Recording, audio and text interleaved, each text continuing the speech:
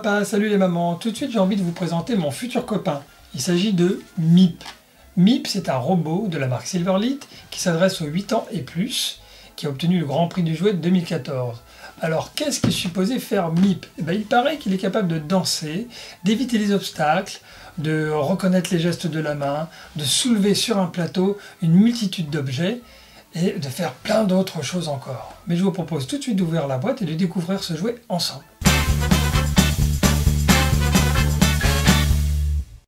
À l'intérieur de la boîte, donc, on y trouve notre fameux robot Meep. Il existe en blanc et en noir, comme celui-ci. Il fonctionne avec 4 piles LR3 qui ne sont pas fournies dans la boîte. Et le boîtier pour les piles se trouve ici. Il suffit de visser les 3 vis, on place les piles, paf, on revisse, c'est parti. Le bouton on-off que l'on va voir tout de suite après. Nous avons également un petit kit d'autocollant noir. Alors je crois que ça se positionne sur le plateau qui lui permet de porter jusqu'à son propre poids. Nous avons également un petit socle comme ça, transparent, qui permet, je fais tout de suite, comme ça, hop, de positionner notre robot même éteint, comme ça il y reste droit, ça permet d'avoir une meilleure présentation.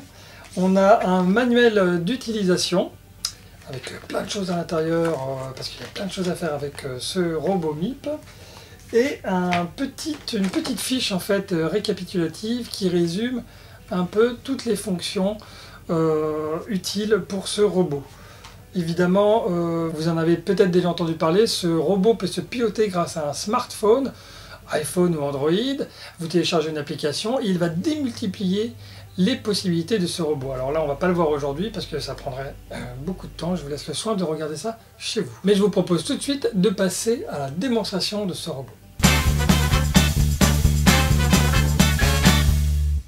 Avant de commencer notre démo, il faut retirer son socle. Et pour cela, voilà, je retire son socle, je le pose. Je ne vais pas en avoir besoin avant la fin. Et je le mets en position on, ici, pif.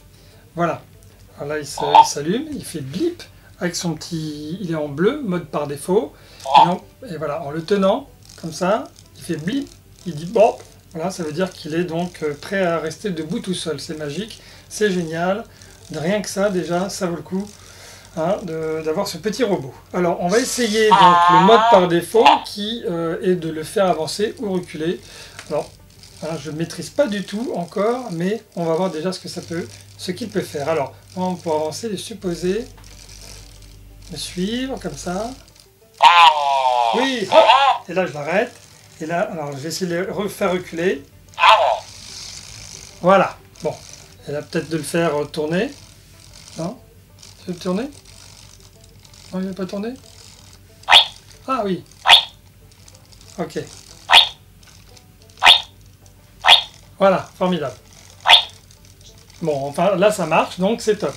Allez hop, je vais arrêter là pour l'instant le mode donc autonome. Oui, 2 secondes. Et je vais le faire passer en mode balade. Alors pour changer de mode, c'est simple, il suffit donc de tourner la roue d'un cran, comme ça, et cran par cran, il va changer de couleur. Et en fonction de la couleur, c'est une autre fonction.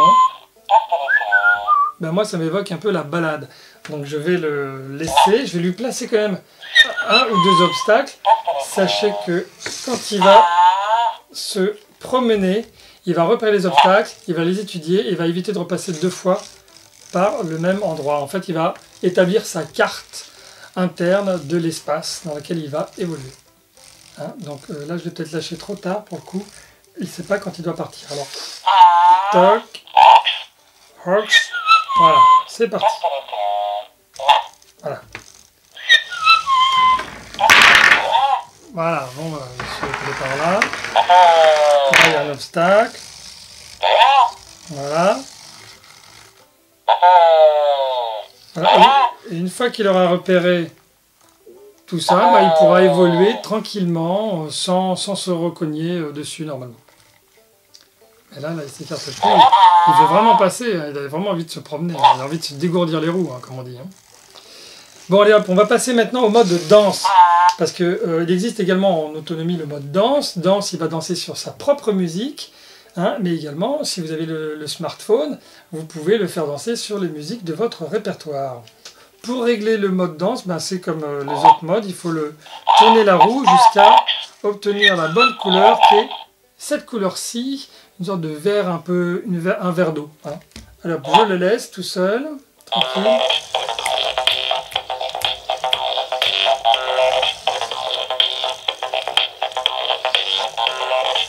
Voilà, c'est assez sympa, c'est assez marrant. Voilà, c'est une musique techno, hein. Il est même déguisé en Daft Punk, disons. Ça aurait pu être un peu du Daft Punk, hein. Si vous avez du Daft Punk, profitez-en, c'est le moment. Bon, enfin, voilà. Donc ça, il peut danser jusqu'au bout de la nuit, contrairement à moi, hein, parce qu'il est encore tout frais. Bon, sinon, on va passer maintenant au mode cage. Je crois que le mode cage, alors il va essayer d'esquiver les obstacles, cette fois-ci.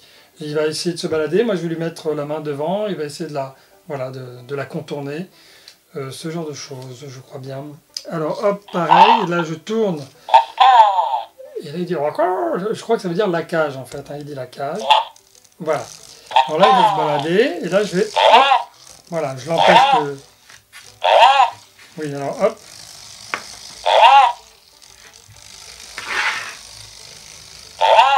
Voilà, là il me contourne, hein, il évite de passer là où je mets la main. Je le bloque et voilà, donc on peut s'amuser assez longtemps comme ça. Hop là. Alors là, contrairement en fait au mode balade, la cage c'est vraiment, il va essayer de fuir.